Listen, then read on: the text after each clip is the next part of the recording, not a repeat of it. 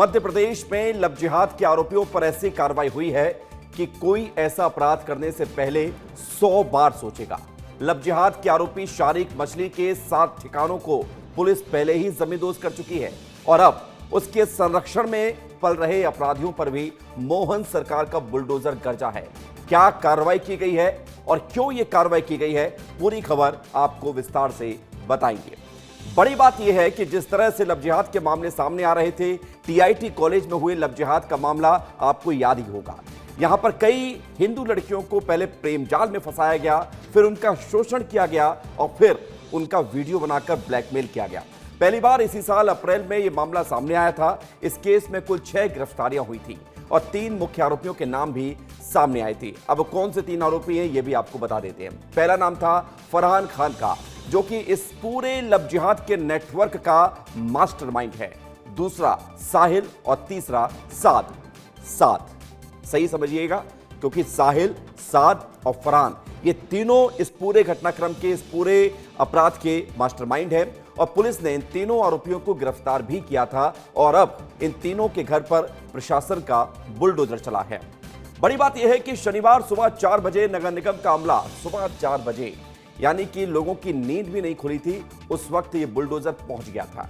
इन तीनों आरोपियों के घर को जमींदोज करने के लिए यहां पर प्रशासन की एक पूरी टीम मौजूद रही। प्रशासन ने 19 अगस्त को ही आरोपियों के घर पर नोटिस चस्पा कर दिए थे और अतिक्रमण को हटाने के लिए कहा था, लेकिन 15 दिन के अंदर अतिक्रमण नहीं हटाया गया, जिसके बाद प्रशासन ने यह कार्रवाई की है, यानी सुप्रीम कोर्ट के नियमों का पूरा पालन किया गया है। फिलहाल आरोपी साहिल और साद के घर को गिरा दिया गया है। फरहान के घर को लेकर कोर्ट में सुनवाई चल रही है, इसलिए कोर्ट ने अभी बुलडोजर कार्रवाई पर रोक लगाई है। आज दिन भर की कार्रवाई को समेटती हुई एक खास रिपोर्ट हम आपको दिखाते हैं, फिर आगे की जानकारी देंगे।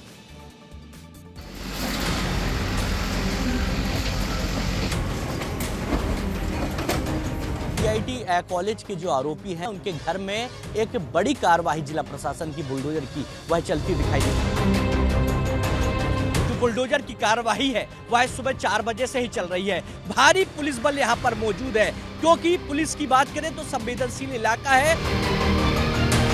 400 से 500 जो जवान है वो तैनात है। इसमें क्यूआरएफ के भी जवान है, क्विक रिएक्शन फोर्स के भी जवान है।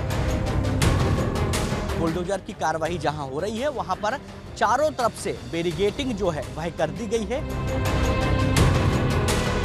यही घर है जहां पर साहिल रहता था और इसी घर को जिला प्रशासन ने निस्त नाबूद कर दिया है। पहले से ही जो नोटिस है वह आरोपियों को दे दिया गया था, उनके परिजनों को दे दिया गया था। जिला प्रशासन का जो बुलडोजर है वह चलता हुआ दिखाई दिया है। लव जिहाद के आरोपी साहिल और साद के घर पर बुलडोजर कार्रवाई पूरी हो गई है और ये घर देखिए धाराशायी हो चुका है। साद का घर था और आप देख लीजिए अब यहाँ केवल मलबा पड़ा हुआ आपको नजर आएगा, क्योंकि इस घर पर प्रशासन ने बुलडोजर चलाया। 5 घंटे के बाद लगभग जो है ये कार्रवाई पूरी हुई है। देखिए बुलडोजर अभी आपको दिखाई देगा। मलबा हटाने का काम जो है यहाँ पर अभी जारी है। ये पहली तस्वीर है कि जब जो घर निस्त नाबूद कर दिया गया था, उसके द्वारा जो मलबा निकला है, वो मलबा अब नगर निगम के कर्मचारी यहाँ से ले जाते दिखाई दे रहे हैं। अब तक की बहुत बड़ी कार्रवाई हुई है और सरकार ने ये मैसेज दे दिया है कि अगर अपराध होगा मध्य प्रदेश में, अगर अपराधी पनपेंगे तो उनके खिलाफ इसी तरीके से बुलडोजर एक्शन लिया जाएगा। चलिए, बुलडोजर कार्रवाई तो आपने देख ली है, लेकिन एक और तस्वीर हम आपको अब दिखाते हैं और ये तस्वीर है आरोपी फरहान के घर के अंदर की तस्वीर। छोटी सी बस्ती में ये तीनों घर बने हुए थे, लेकिन इस पूरे इलाके में सबसे आलीशान घर मास्टरमाइंड फरहान का था। 2 मंजिला इस घर में सारी सुविधाएं थी। अब सवाल यह है कि सारी सुविधाएं आखिर आई कहां से, इतना पैसा कहां से आ गया कि घर में सारी सुविधाएं बना ली गई। लव जिहाद करने के लिए जो फंडिंग मिलती थी वहां से आया, अवैध ड्रग्स की सप्लाई करके जो काली कमाई हो जाती थी, उस कमाई से इस घर को सजाया गया था। उससे ये घर बना। तो सोचिए आप कि 64 लड़कियों के वीडियो भी मिले थे और इन आरोपी फरहान हो, साद हो या फिर दूसरे आरोपी हो, इनके मोबाइल से न जाने कितनी लड़कियों के आबरूओं को लॉक किया गया और उसके आधार पर ब्लैकमेल किया गया। अपराध तो किया है तो सजा तो मिलेगी, और यह मध्य प्रदेश है जहां पर लव जिहाद करने वालों पर ऐसी कार्रवाई होती है। पहले आप इस आरोपी का ये घर देखिए, फिर आगे की बात भी विस्तार से कहेंगे। आप फरहान का घर देखिए कि यह फरहान का घर है और 2 मंजिला घर है और इसी घर पर बुलडोजर की जो कार्रवाई है जो होनी थी, मगर फिलहाल जो कार्रवाई है वह अभी टल चुकी है। जब जिला प्रशासन की टीम पहुंची थी उनके द्वारा ये लाल जो क्रॉस का जो निशान है वह लगाया गया था। फरहान के घर के अंदर की हम आपको तस्वीर दिखाते हैं कि जो फरहान है वह इस पूरी झुग्गी इलाके में लग्जरी लाइफस्टाइल से जीता था। ये जो तस्वीर है ये ग्रेनाइट है, इसको ग्रेनाइट कहते हैं और ये टाइल्स से महंगा आता है। और इस झुग्गी इलाके में ये फरहान का केवल ऐसा घर है जहां पर टाइल्स है, 2 मंजिला घर है, क्योंकि आसपास यदि आप नजर डालेंगे तो आसपास केवल झुग्गी दिखेगी, मगर जो मास्टरमाइंड फरहान है उसका घर लग्जरी है। आप में से कई लोग ऐसे होंगे जो कह रहे होंगे कि घर तो सामान्य है तो इसमें बड़ी बात क्या है, लेकिन बड़ी बात है जो लोग कुछ करते नहीं है, कमाते नहीं है, पैसे के आय के कोई स्रोत नहीं है, उनके अगर ऐसे घर होंगे तो सवाल तो उठेंगे, क्योंकि इनके कमाई का जरिया था ब्लैकमेलिंग और इस तरह से धांधलीबाजी करना, लव जिहाद को बढ़ावा देना। तस्वीर तो आपने देख ली है, लेकिन ये पूरा मामला क्या है ये भी हम आपको बताते हैं और ये घर क्यों तोड़े गए हैं ये भी आपको दिखा देते हैं। दरअसल ये केस भोपाल के TIT कॉलेज से शुरू होता है और आरोप लगा कि फरहान, साहिल और साद इन तीनों ने TIT कॉलेज में हिंदू लड़कियों को फंसाया, लव जिहाद किया और उन्हें नशा देकर उनके साथ रेप किया, ब्लैकमेलिंग की जा रही थी। पहली बार 17 अप्रैल 2025 को एक पीड़िता भोपाल के बाग सिवनिया थाने में पहुंचती है और फरहान और उसके साथियों के खिलाफ शिकायत दर्ज कराती है, जिसके बाद पुलिस ने जांच का दायरा बढ़ाया तो कई सारे नाम खुलकर सामने आए और उसके बाद SIT का गठन किया गया। 26 अप्रैल को 5 और पीड़िता इस केस से जुड़ी हुई सामने आती हैं और वो जब अपनी शिकायत करती हैं तब ये समझ में आता है कि ये सिर्फ एक लड़की या 2 लड़की की कहानी नहीं है, ये तो ऐसी कई छात्राओं की कहानी है जिनकी जुबानी सुनकर इस कहानी के कई किरदार सामने आ रहे हैं और पुलिस ने 6 आरोपियों को इस पूरे मामले में गिरफ्तार कर लिया। जांच में फरहान के मोबाइल फोन से 64 लड़कियों के संदिग्ध वीडियो मिले थे। ये बात फिर से हम आपको सुनाते हैं, 64 लड़कियों के संदिग्ध वीडियो मिले थे, जिनमें से 58 लड़कियां अकेले TIT कॉलेज की छात्रा थी। फरहान ने पुलिस की गिरफ्त में भागने की कोशिश भी की, क्योंकि इस दौरान उसको शॉर्ट्स एनकाउंटर के द्वारा पकड़ लिया गया था। उसने कोशिश की कि वो भाग जाए, लेकिन ऐसा हो नहीं पाया। जांच में यह भी पता चला है कि यह पूरा नेटवर्क क्लब 19 से चलाया जा रहा था। क्लब 90 TIT कॉलेज के ठीक सामने मौजूद था। शारिक मछली भी इस क्लब 90 से जुड़ा हुआ है, जिसके बाद पुलिस ने क्लब 90 को भी जमींदोज कर दिया। यानी कि ये पूरी कहानी कैसे शुरू हुई, कहां तक पहुंची, ये सब आपको हम बता रहे हैं। बड़ी बात यह है कि दावा यह भी किया जाता था कि इन तीनों आरोपियों को शारिक मछली का संरक्षण मिला हुआ था, जिसके बाद प्रशासन और सरकार ने इन सभी आरोपियों पर कार्रवाई की। मुख्यमंत्री डॉक्टर मोहन यादव ने फिर इस बात को कहा कि मछली हो या फिर मगरमच्छ, अपराध करोगे तो सजा जरूर मिलेगी। सुनिए मध्य प्रदेश के मुख्यमंत्री डॉक्टर मोहन यादव ने क्या बड़ी बात कही और इसे सुनने के बाद माफियाओं, अपराधियों को आज रात नींद नहीं आएगी। लव जिहाद क्या है, इसी राज्य के अंदर यहाँ मछली मगर सबके ठिकाने लगाए गए अपनी सरकार के माध्यम से, बड़ी बड़ी हवेलियों के बड़े बड़े लोगों के लिए कानून सबके लिए बराबर है। तो सीएम कह रहे हैं कि मछली मगर सबको ठिकाने लगा दिया गया है, कानून सबके लिए बराबर है। सीएम ने तो बात कही ही, साथ साथ मध्य प्रदेश सरकार में मंत्री विश्वास सारंग ने भी इस कार्रवाई की तारीफ की और कांग्रेस के मीडिया प्रमुख मुकेश नायक ने कहा कि कार्रवाई का स्वागत वो करते हैं, लेकिन सरकार अपराधियों का धर्म देखकर कार्रवाई कर रही है। सुनिए दोनों नेताओं ने क्या क्या कहा है। ऐसे दुर्दांत अपराधी जिन्होंने लव जिहाद जैसा कुकर्म किया है वो बख्शे नहीं जाएंगे।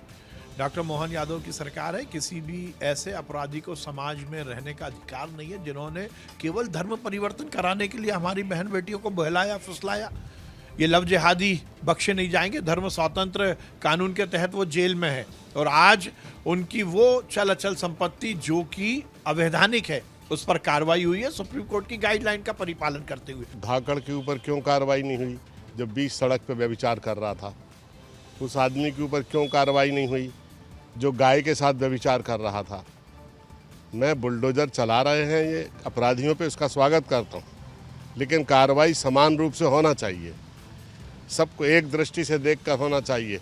अपराधी का कोई धर्म नहीं होता है।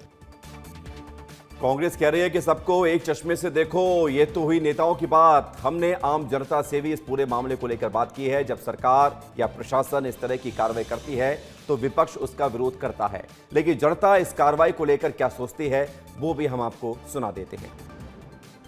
मेरे हिसाब से उन लोगों को, ऐसे लोगों को फांसी की सजा सरकार को देनी चाहिए। प्रशासन मतलब घर गिरा रही है तो वो बिल्कुल सही कर रही है और उसकी सजा होनी चाहिए बिल्कुल फांसी की, सारी लड़कियों के सामने जिसके सामने उसने ऐसा किया। मेरे हिसाब से तो उनको इस देश से निकाल देना चाहिए, बल्कि और कठोर कार्रवाई होनी चाहिए, जिससे कि दोबारा कोई भी ऐसा व्यक्ति जो इस तरह की घटनाओं के बारे में सिर्फ उसके मन में ख्याल भी आए तो उसके दिल और वो जहम उसमें थोड़ा सा सहम जाए। तो जो कार्रवाई की गई है, घर उनको जमींदोज कर दिया गया है, तो हम सभी, मेरे हिसाब से बहुत उचित कार्रवाई की गई है। मैं चाहूँगा सबसे पहले अपने बहनों से कि जो ऐसे आरोपी हैं, जो ऐसे लोग हैं, उनसे बच कर रहें। तो मुख्यमंत्री से लेकर मंत्री, कांग्रेस के नेता, आम जनता क्या सोचते हैं इस पूरी कार्रवाई पर, सारी खबर आपको विस्तार से बताई है। लेकिन साफ और सीधी बात यही है कि प्रदेश की मोहन सरकार ने साफ और सीधा संदेश दिया है कि लव जिहाद करने वालों को किसी भी कीमत पर बख्शा नहीं जाएगा। अपराध किया है तो सजा भी मिलेगी, और चाहे फिर वो मछली हो, मगरमच्छ हो, या फिर कितनी भी ऊंची पहुंच रखने वाला क्यों ना हो। पूरी खबर आपको बता दी है। अब आगे बढ़ते हैं और बात करते हैं बुलडोजर की कार्रवाई को तो दिखाने के बाद अब आरोपियों को संरक्षण देने वाले क्राइम कुंडली दिखाना भी आपको जरूरी है। इसलिए अब बात शारीक मछली के एक और अवैध कारोबार की करेंगे। शारीक मछली और उसके अवैध कामों की लिस्ट इतनी लंबी है कि खत्म ही नहीं हो रही है। लगातार हम आपको इस बड़ी खबर पर कवरेज के माध्यम से बता रहे हैं कि क्या क्या, कैसे कैसे, किस तरह से इस बड़े काले साम्राज्य को बनाया गया था, और अब कौन से अवैध कारनामा का खुलासा हुआ है यह भी आपको अब दिखा देते हैं। बड़ी बात यह है कि लव जिहाद, ड्रग्स तस्करी, हथियारों की अवैध सप्लाई, पशुपालन विभाग की जमीन पर अवैध कब्जा और उसके बाद सिंचाई विभाग की जमीन पर कब्जा। एक और काले कारनामे का पता चला है। सिंचाई विभाग की जमीन पर भी मछली परिवार ने अवैध कब्जा किया हुआ था। सिंचाई विभाग ने जिला प्रशासन को अनंतपुरा और कान्हा सैया इलाकों में विभाग की सरकारी जमीन पर अवैध कब्जा होने की शिकायत की, जिसके बाद जांच तेज हो गई और पता चला कि ये अवैध कब्जे मछली परिवार ने ही किए गए थे। और ये सिर्फ एक दो दायरा नहीं है। आप सोचिए कि सरकारी जमीनों पर एकड़ों, सैकड़ों एकड़ जमीन पर प्लॉट काट दिए गए, कॉलोनी काट दी गई, लोगों को कॉलोनी दे दी गई है, और यह सब कुछ अवैध तरीके से किया गया है। कुल 57 खसरों की जांच प्रशासन लगातार कर रहा है। शुरुआती जांच में पता चला है कि अनंतपुरा और कान्हा सैया में सिंचाई विभाग की 18 एकड़ जमीन पर अवैध कॉलोनी काटी गई। सरकारी जमीन पर कब्जा करके लोगों को महंगे दामों पर प्लॉट बेच दिए गए। हताई खेड़ा डैम के किनारे मछली और उसके कारोबारियों ने, करीबियों ने मिलकर आनंद लेक सिटी नाम से कॉलोनी बसा दी, जो पूरी तरह से अवैध है, इलीगल है और नियमों के विरुद्ध है। जानकारी यह भी सामने आई है कि कॉलोनी में कई घर और बिल्डिंग प्रशासन की बिना अनुमति के ही तैयार किए गए हैं। इस कॉलोनी में कई बड़े बड़े मकान और बिल्डिंग बनी हुई है, और इसी कॉलोनी से सटे हैं मछली परिवार के 60 ठिकाने, जहां पर प्रशासन ने बुलडोजर चलाया था। सिंचाई विभाग की जमीन पर कब्जे की खबर आने के बाद नगर निगम के कामकाज पर भी सवाल उठ रहे हैं। सबसे बड़ी बात यह है कि कॉलोनी में आने जाने के लिए नगर निगम ने कनेक्टिंग सड़क भी बनाई थी, और यह सड़क कैसे और किसकी अनुमति से बनी, इसकी भी जांच की जा रही है। लेकिन सवाल तो उठ रहे हैं कि आज जिस तरह से प्रशासन जाग रहा है, यह उस वक्त क्यों नहीं जागा जब यह कॉलोनी बनाई जा रही थी, बसाई जा रही थी। इसके अलावा भी ऐसे बहुत से सवाल हैं जिनके जवाब जांच टीम तलाश रही है। पहला और सबसे बड़ा सवाल यह है कि जमीन सिंचाई विभाग की है तो फिर प्लॉट की रजिस्ट्री आखिर कैसे हुई और किसने की? मकान और बिल्डिंग बनाने की अनुमति किसने दी? और सबसे महत्वपूर्ण सवाल यह भी है कि अब तक इस कॉलोनी में हुए निर्माण की अनदेखी क्यों की गई? कॉलोनी में बिजली के खंभे हैं, ट्रांसफार्मर भी लगाए जा चुके हैं, लेकिन बिजली विभाग के पास इसका रिकॉर्ड नहीं है। तो फिर ट्रांसफार्मर और बिजली के खंभे किसकी अनुमति से लगा दिए गए? और कॉलोनी में निगम ने पानी की टंकी भी बना दी, और पानी की टंकी का निर्माण वैध है या नहीं, इसकी भी जांच की जा रही है। यानी वो सारी व्यवस्थाएं कर दी गई जहां पर कॉलोनी में लोगों के रहने के लिए जरूरी होती हैं बिजली, पानी, सड़क। अवैध कॉलोनी में सरकारी निर्माण और सरकारी सुविधा किस आधार पर पहुंची है, इस एंगल से भी जांच की जा रही है। लेकिन बड़ी बात यह है कि जिन लोगों ने अपनी मेहनत की कमाई से पाई पाई जोड़कर ये प्लॉट खरीदे, उन प्लॉटों में मकान बनाए, उनकी क्या गलती है? उन्हें तो शायद पता भी नहीं था कि जिस जमीन को वो अपना मान रहे थे वो जमीन तो बेचने वाली की भी नहीं है। लोगों का कहना है कि सभी प्लॉट की रजिस्ट्री हुई और उन्होंने तो लीगल तरीके से प्लॉट खरीदे हैं। हमारे सहयोगी अनमोल तिवारी ने इस अवैध कॉलोनी से एक रिपोर्ट बनाकर भेजी है। देखिए, अधिकारियों की बात भी हम आपको फिर सुनवाएंगे।